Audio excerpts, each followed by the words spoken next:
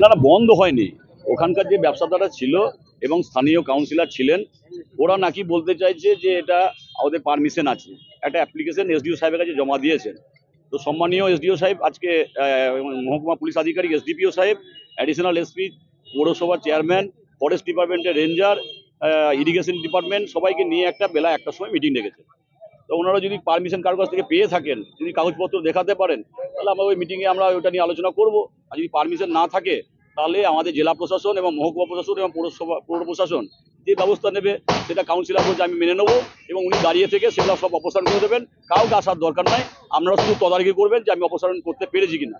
তো স্থানীয় কাউন্সিলর এবং স্থানীয় ব্যবসাদাররা যেমন বললো, এখন বাসতে চললো প্রায় 12টা, আর 1 ঘন্টা পর মিটিং, ওখানে ডিসিশন হয়ে যাবে। সবই তো ভাঙা হয়ে গেল। ওই কতিপয় কয়েকটা দোকান আছে, 8-10টা দোকান আছে, তারা অ্যাপ্লিকেশন করেছিল, আমরা সবাইকে মর্যাদা দিই। আমাদের তো উচ্ছেদ হচ্ছে কি, হকারকে উচ্ছেদ নয়। এই যে স্থায়ী কাঠামোগুলো করেছে, কেউ 40 ফুট, কেউ 50 ফুট, কেউ 20 ফুট জায়গা সরকারে দখল করে রেখেছে, সে কেন্দ্রীয় সরকার হোক, রাজ্য সরকার হোক, যার হোক, এবং পথচারীদের অসুবিধা সৃষ্টি করছে। রাস্তায় দোকান নেমে এসছে, এক একটা দোকানে মাপ আপনারা দেখুন, কারো 40 ফুট, কারো 50 ফুট। আর হকারদের জন্য, মুভেবল হকারদের জন্য আমাদের সরকার আছে।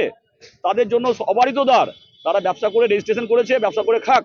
পৌরসভা যেমন রেজিস্ট্রেশন করা আছে, হকিং জোন আছে, সেখান থেকে হকিং করবে, রাত্রিবেলা সরিয়ে নেবে, পশরা সরিয়ে নেবে।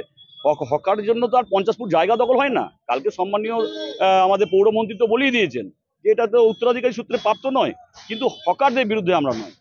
কিন্তু যারা সরকারি সম্পত্তিতে 40 ফুট 50 ফুট করে কেউ এসি লাগিয়েছে, কেউ মার্বেল পাথর লাগিয়েছে, কেউ মোজাক করেছে, মনে করছে যেন এটা সরকারি সম্পত্তি, নিজেদের সম্পত্তি, ওর বিরুদ্ধে আমাদের সরকার, ওর বিরুদ্ধে আমাদের প্রতিবাদ, যে সরকারি জায়গাকে আমরা অপচয় করতে দেব না।